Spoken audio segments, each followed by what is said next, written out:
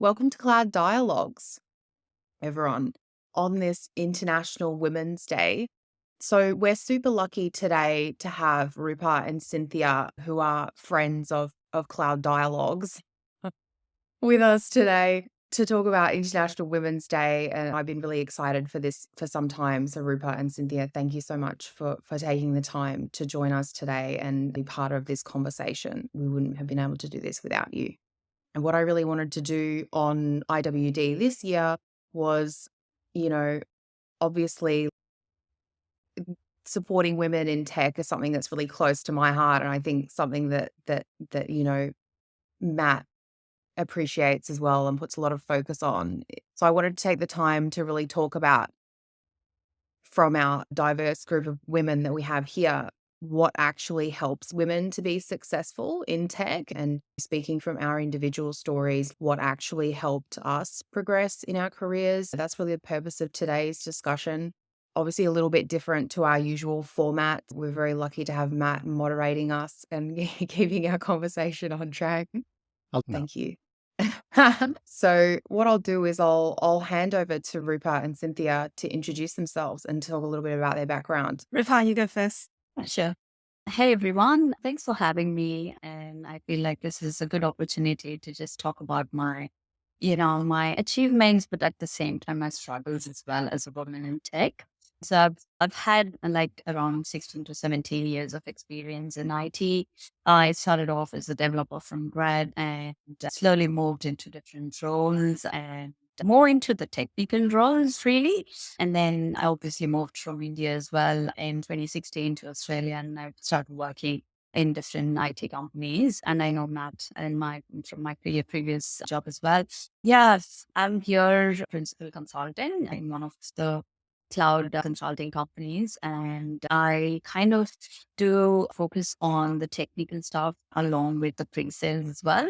That is something that I never thought as a tech person I would do, but I think my previous employer really helped me out in, just getting involved in pre-sales and doing stuff around, just going out and about, talking to people, which I was not really comfortable before that. But I think I've changed as a person. I've become a personality. I've kind of built a brand for myself. I think I feel proud about my journey, but I think all the struggles that I went through were the ones that actually made me the person who I am today. Yeah, I'm really excited to be part of this podcast, and I'll hand it over to Cynthia. All Great. good. Thanks, Roopa. First, I'm so happy to be here joining Georgia and Matt. This has been a great podcast, and I'm a super fan. And We didn't pay her to say this. That's right. Really? And we can stop there. Seriously. And like International Women's Day about women in tech. Yes, for all of those, this is something I'm really passionate about as well.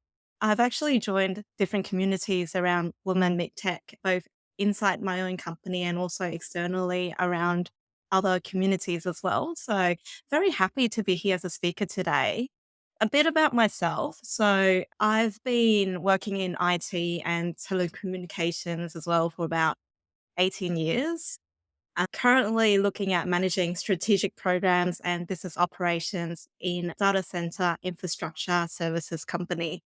A bit of background. So, like Rupa, I was also quite technical when I first started in the industry. And then I slowly moved my way into project management and program management, business operations, and whatnot. The very exciting part is when I first started, I think I was one of the two like female graduate engineers out of a whole group of male young engineers as well. And I think that dynamic was very interesting. And it's both has its pros and cons, but we'll talk more about that later. But absolutely, I feel like I have started in the telco IT world as a very male dominant industry, but then I feel like nowadays it's actually moved more and there's a lot more balance. The company that I work for also have a lot more emphasis on having a better balance as well between male and female. So yeah, I'm very happy to be here today. Cool. Very cool. Georgia, do you want to share your background? I feel like everyone already knows me. Like, Do they is though? that bad? Okay. Just a So brief, yeah, do a brief. yeah, for sure. So I think I'm in my 14th year now in corporate. So yeah, obviously started off in telecommunications, sales, a bit of project management, and then yeah, I guess kind of progressed through into like program management and then cloud and program management and overall strategy and kind of orchestration of cloud transformation projects, going from working on the NBN to Accenture to Amazon to Capgemini, Invent, where I am now. I've obviously worked across a few countries and on lots of different projects. And I feel like where I am now, if I think back 15 years, like if I think back to my 15-year-old self, I feel like I could never have dreamed of the life that I get to live. And that's just incredible. Like for me, it's unreal, absolutely unreal. And I wouldn't have been able to do it without all the support and allyship. Excellent. That's very inspiring, really. That all of you, you know, progress your career in that way, and all pretty much all come from sort of technical roots as well. So around mentorship and how, maybe we'll start with you, Georgia, around how important it's been to you and how you found, you know, fellow, you know, women and men, how they've supported you throughout your career. Yeah, mentorship is obviously super important. And I think the way that a lot of people think about mentorship is that it's some sort of program that work provides. And I think my way of thinking about mentorship is very fundamentally different.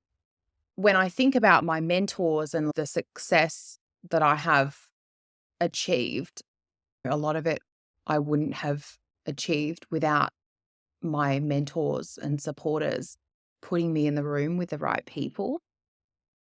So I think the way that I think about mentorship is genuine, long lasting connections with people. Like I would say I have a few mentors, a couple of really close ones, but we've known each other for some time and, you know, they're a lot more senior in their careers than I am, like, you know, at that like EVP or even just like at the point where they're running their own ventures kind of level. So I'm super grateful to have met my supporters and mentors. One of them I actually met in the airport lounge like 7 years ago or something, and we've been friends ever since. I think it's genuinely about having those connections with people. I always see, and I get a little bit frustrated by the rhetoric on LinkedIn about mentoring. When I think about myself as a mentor, I truly believe that that is only about giving back to others, right? Like when I mentor someone, I actually don't expect to receive anything in return other than they will respect the people that I introduce them to and try to, you know, that they will try, right? And that they are genuine and honest. And I think my mentors expect the same thing from me. I get a little bit concerned when I see all this rhetoric on LinkedIn about like, what can you do for your mentor? It's like, well, realistically, probably not very much, right? I think mentoring is really about giving back. And it's something that, as you know, as we all have received supports throughout our careers, I think it's important to take that time to give that back and pay that forward to other people. So yeah, that's kind of my view on mentoring. One thing that I read, I guess, early on in my career was one of Keith Ferrazzi's books. And he talks about, and I truly believe this, is that generosity is completely unlimited. The generosity of others and the generosity of people is completely unlimited, right? And it's absolutely fine and acceptable and positive to go and ask people for help. Like, I think if I hadn't gone and asked people to help me with things, I wouldn't have done a lot of the things that I have done.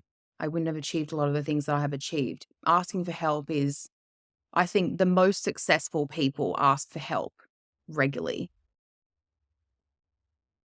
Yep, that's true. Very true. Cynthia, What's your view on mentorship? Yeah, I like the way that Georgia mentioned as well that it's very genuine with mentoring. And that's how I feel as well. Thinking back, my mentors, they may started off as non-organic, as in a company mentoring program.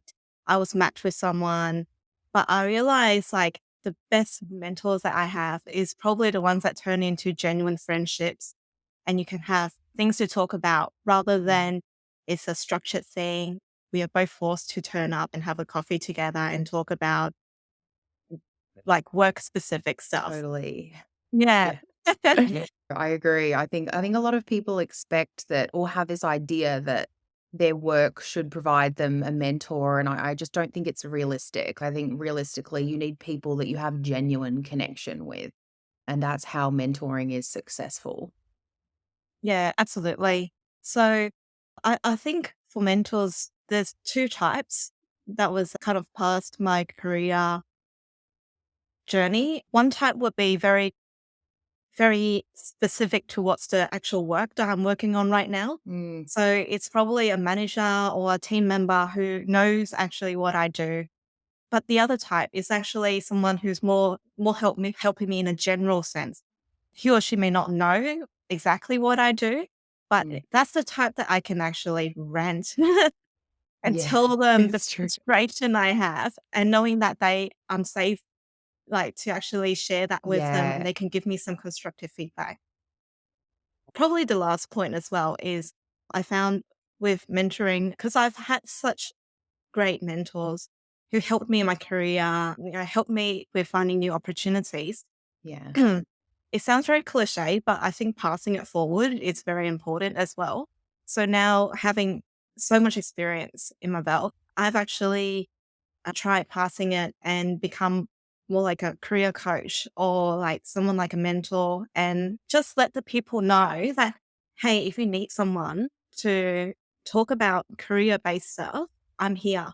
You can tell me and I'm happy to share my journey with you. Yep, that's yeah. I feel awesome. like my mentors, in particular, a couple of them have been very good at maybe being a sort of therapist to me over the years. And for that, I am so grateful, and not only from a work perspective, from like a personal perspective as well. I just simply wouldn't be where I am now without all of the support. It's just I can't say how valuable it is. What's your perspective, Roopa, on mentorship? Yeah, I agree with Cynthia and Georgie. For me, mentorship is not more of a structure or just showing up and talking through some process and following set steps. I think it's about bringing the best in someone, appreciating someone with their, characteristic or whatever. I think a person just recognizes that that person is kind of has so many, characteristics, but they don't actually believe in it. They kind of put themselves down. Totally. Like someone Yeah. actually pulling those things out. And I think we are the worst critic of our own. And then we kind of put ourselves down. We underestimate so much.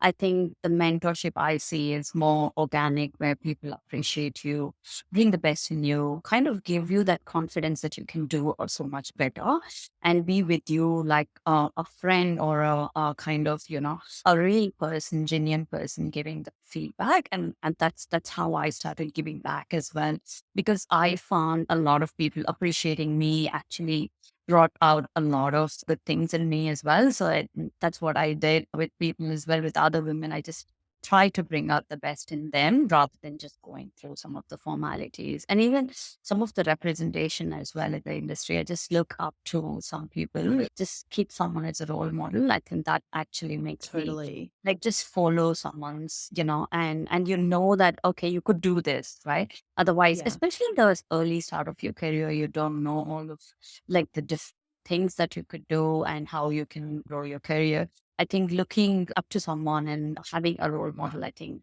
will keep you on track. You know how to follow, what to do. And also like some of the reading books, especially about the women in leadership across the world, just gives me that confidence that women can do so much better, but they just put themselves down. So they need someone. That's what I call it as mentorship. It can be women, men, both. I've had like both, and men have been supportive as well. I think it's just acknowledging that there is someone who's actually supporting me has been really helpful in my career. And Yeah, you're just so right.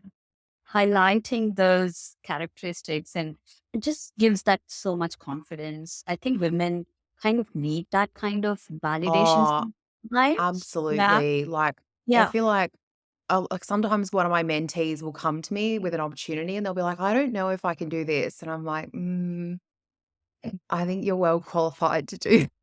Yeah, absolutely. I Okay. Georgia, work-life balance. Yeah, I mean, obviously, I don't have children, so I feel like Roopa is way ahead of me here. Like, I have no context. I can't say that I have any context with children. People sort of do ask me, like, how do you do a podcast? Like, how do you mentor people? How do you, do your full-time job in consulting? And I think it's not easy. And I think a lot of people paint this pretty picture like, oh, I get up at 5 a.m. every day. I don't get up at 5 a.m. every day. I can absolutely tell you that. I'm being completely honest here. I do not get up at 5 a.m. every day. I think every day is different. I'm very fortunate to have, and again, like Capgemini offers us that flexibility with most of the clients that we work with, which I think really helps my well-being. So I'm able to, on days that I'm working from home, I can kind of like sleep a little bit later and, just kind of like recoup. But I think the reality is a lot of people try to make time management and work-life balance appear something that is super easy and simple. But I think a lot of the time it's not honest. I think honest is, you know, every day is not the same. Sometimes things are messy. Sometimes I work late either on our podcast or my actual job. Fortunately, I have the flexibility, but I just take it as it comes. Obviously, I think there's a couple of I think anyone that knows me quite well knows that I'm obsessed with like athletic Pilates, and I think fitness is really important. Like you've got to fit it in. Like I pretty much make sure I get there 3-4 times a week, even when I might be feeling, not amazing. I don't mean sick, I just mean tired.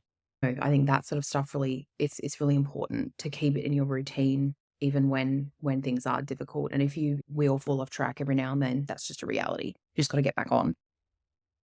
Yeah, just not being perfect, I think is the way to go. Mm, You don't have to be perfect. 100%. And 100%. so Everyone, I think there's always this image that it has to be perfect, or for a lot of people it is perfect. And I just don't think it's a reality, or at least certainly it isn't for me. it makes it much harder to try to be perfect and everything. You just have to, think about mindful work in terms of your time. Everyone has 24 hours. How do you spend it? Where do you take help from others? I think you need to plan out your day sometimes, or like weekends, but make it possible to just, take time for yourself. Fitness is important. Taking time for your meditation, whatever works for individuals. I Mm, think just acknowledging that and taking help, asking for help, and not being perfect is the solution, I guess. yeah, giving Cynthia, yourself yeah, grace, I think exactly. Yeah, it's I just really agree. important. Absolutely. And I think the word acknowledge is so important because, like, I don't have kids, but looking at moms who I work with in a company, some would say it's so hard because I Mm, need to prioritize my family, but I also want to focus on my career. And it's hard doing both. And I really feel for them. But it's not just me who has to show that understanding, it's also the company. So the mhm, company you work for, the team, your manager, they all have to actually have some level of acknowledgement that this is a tough job being a woman, being a mom, you're trying to also climb up the career ladder. So yeah, I just think like having a manager and a team who really supports you in that way will also help in your work-life balance. absolutely. Is there any female leaders that you look up to, Rupa?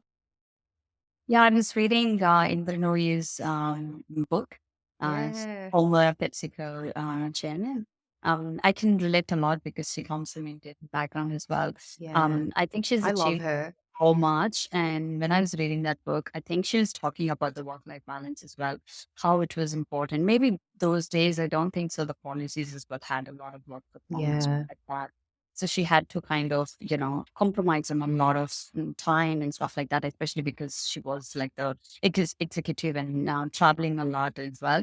But I think having that kind of support system at home and at work is so much important to have that balance. And especially during those first few initial years when the baby is really young, I think it demands a lot of time from the moms. I think acknowledging that, I think that's so much important that you ask for help, you make it clear that what's the expectation. I think that's one phase, right? You're not going to be in that phase forever. So you need to Yes. set the expectation. And I think after my son was 5 years, I was like all good and I was on my own and I could focus so much on my career. But I think, understanding that those couple of years or whatever the number of years you have like kids and going back to like taking care of kids, I think it's so much important to just acknowledge and plan your life during that time to make it better. Georgia, do Totally. you Yeah. And I think, oh, sorry, Matt. I was gonna jump in go anyway. for it? Roopa, I think Yeah. what you said about like there being periods of time where things are different. I think that's super important to always remember as well, as that, you know, everything is temporary.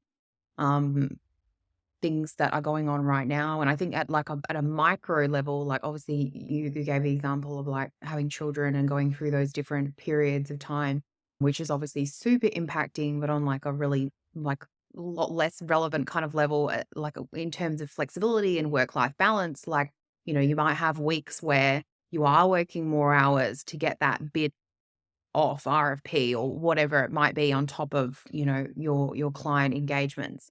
And I think it's about, you know, acknowledging for yourself, like, okay, this week's going to be a little bit calmer. So I'm going to take a little bit of time for myself because I, worked all those extra hours. And I think having work that really like understands and supports that is really important, because we obviously all sometimes, we all want to give our clients 110%. And sometimes that means giving more hours than, our standard 37.5 or whatever it is. And then we just kind of flex to that over time, I think is really important.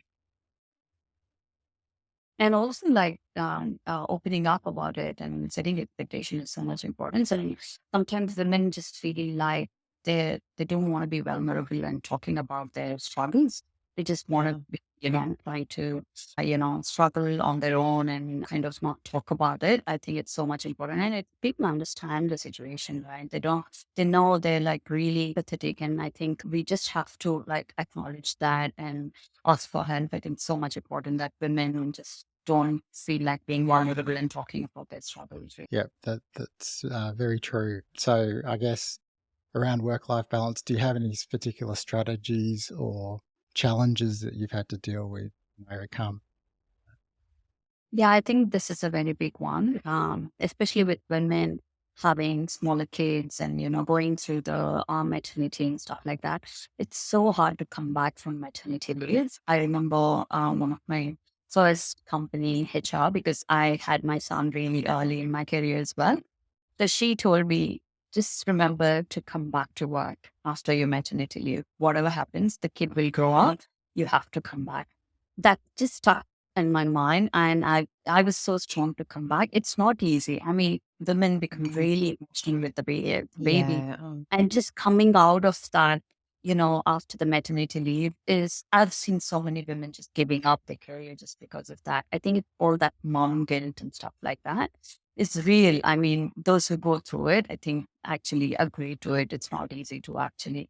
I think that's where the work-life balance matters so much. I think COVID has helped women to work from home and, that Yeah. work-life balance has become so much better post-COVID. But I think the companies, the industry can do so much better supporting women, having that good work-life balance and not putting all the responsibility on women that they are the ones to take care of the family. I think that having that support at home is the first thing to have that work-life balance, because not the company cannot do it if there's not enough support at home. So I think there should be a support at home. There should be that kind of policies are made from the companies and by the government and stuff like that to just support them during that phase. I think after that, it's much easy for them to actually grow in their career. But during the phase when they really need that kind of support, if others are actually bringing that kind of platform for women to come back and grow and balance work life, I think that would be a great deal. Do you want to cover some work-life balance, Georgia? No, I just think what Roopa was saying there is so important. One thing that I've been thinking about lately is, and I know there's been a lot of rhetoric around, is like paternity leave for men, because that's part of support for women as well, right? Is men being available to support children at home. And like I was reading yesterday, there was like a poll on social media about whether, taking paternity leave was acceptable. And I was actually quite like excited and happy to see that I think 50% of people were like, I had amazing paternity leave. I totally recommend. And I was like, that's great, because I feel like only a few years ago, that was very different. Like, because there was an option, as part of the poll that was like, no, you can't do it. It's career suicide. And I was like, oh no. I was like, please. But that was only like some people, it was like 20% or something. But still, I thought the 50%, I thought that was really positive. And like, I know people that I have close friends that have been on paternity leave and they loved it. And, like in terms of women coming back to work after, obviously I don't have children. Most of my best friends have children and had their children within the last few years. And for, a lot of my girlfriends are very career driven, but yeah, like it was really tough for them getting back to work in that first, like I can only, empathize with that. I think it is really tough. And especially with all the changes that our bodies and brains go through having children, like it's a big deal. Like, I think the support is super important. Cynthia, do you have any female leaders that you look up to, or Yeah, I'm good. Thank you. you got any, Georgia? Yeah, look, I mean, at like women that I have worked with, and Cynthia, I know you and I worked for Mel Thompson. I think she's amazing. I'm so grateful for the time that we got to work together. I would totally go and work for her if she would have me in New Zealand, but I'm not that keen to move to New Zealand right now. Maybe sometime in the future. Super grateful for all the time that I had to learn from Mel. The other one that I would say is I'm always super grateful to Marina Fronek from AWS that I worked with quite closely regarding a number of clients for the couple of years that I was at AWS. A couple of women that I really felt like I could be honest with. I think it's really important for women to have other women that they can kind of, have that honest and open rapport with. And I think sometimes being in tech, being quite male dominated, that is hard. But when you have it, you realize how important it is and how precious it is, like I'm so grateful to like just to those couple like Mel and Marina for all their support, like when you don't have it, you kind of feel it, So it's been a great discussion, and we've got a few minutes left. So I just wanted to leave our listeners with some advice. So for young and up and coming women in tech, well, not necessarily tech, but early in their careers, let's say, do you have any advice for them? Could be general advice, could be anything, up to you. So I'll start with Roopa. Yeah, I think in my early career, I've seen a lot of stereotypical reactions. In tech, especially, people used to like just assume that I was not part of tech, and they used to just ask me, "Oh, you must be HR or marketing." I mean, it's nothing wrong about doing all of those. Those are amazing Yeah. opportunities, but people just assume that you're not capable of being in tech. So I really felt that every point in my career. I just took it to my advantage. I didn't just, talk about it or, complain about it. I just took it to my advantage. And I always felt like I had so much in me that I can do. I always learned a new skill in the tech. And I always wanted to be in tech as well, and also lead by example and be that kind of, representation, because people look up to someone and say that, okay, look, there are people who, we can look up to and become that person. I think for younger generation, I think it's much better now because so there are so many people who have already broken the barriers and, faced those criticism and gone ahead. I think the support system is much better now. But I think it's all about just taking that as a challenge and just being part of that career and being financially independent is so much important for women. I think that makes a lot of difference. One thing I want to tell any women, be financially independent. That gives a lot of Mm, leverage to yeah, be what they want to do in life. I love that. Cyn- Cynthia? Cynthia. Yeah. Yeah, thanks, Roopa. I think staying resilient, because obviously in tech industry, it can be quite fluid and very challenging at times. Maybe there's big restructures going on. Maybe the Yeah. economy will like sway Even at and the then moment, what's Yeah, at the everything that's moment. going on at the Yeah. moment, we're in a lot of like flux, I guess. It's kind of a bit of a for tech, it's almost like a little bit of a downturn. yeah, exactly right. So stay resilient. That's very, very important. And just use them as opportunities for growth. Look, this is a good time if you are in those challenging situations to think about what you're interested in and try to learn as much as possible around the area you want to pursue. Maybe in cloud, you can just leave a message here. AI? Yeah. Listen to our Um, podcast, you'll learn. that's right. Yeah. Um, and Mm, and I think another good tip that I always remember is actually just embrace the feedback. And in fact, like your managers who are working with you, I think when I was young in my career, I often thought that it's just very specific to what's the task that I'm doing that I can ask questions about. But I realized that my seniors are very willing to share the mm, experience. So just ask information when you think they can help you in any way that may or may not be related to the exact work or task that you're working on. Grab them, ask them, "Is it okay? We have a coffee chat?" And yeah, I think that really helps in for my future career. awesome. Thanks, Georgia.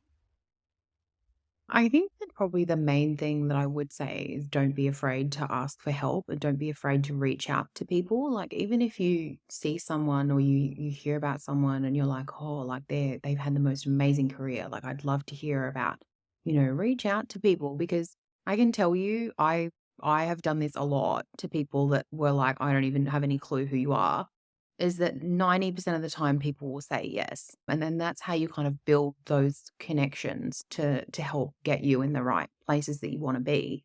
So I think that's generosity is endless. So, we take it and we give it as well, right?